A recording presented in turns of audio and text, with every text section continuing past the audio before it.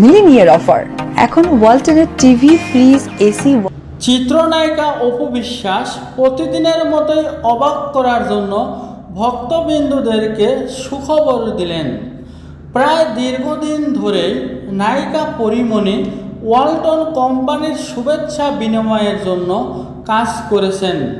এদিকে আবার কিছুদিন আগে থেকেই অপু বিশ্বাসও ওয়ালটন কোম্পানিতে যুক্ত হয়েছেন এবং প্রিয় ভক্তগণদেরকে বলেছেন, বেশি বেশি করে ওয়ালটন পণ্য ক্রয় করে আমরা নিজের দেশের টাকা নিজের দেশেই রাখি।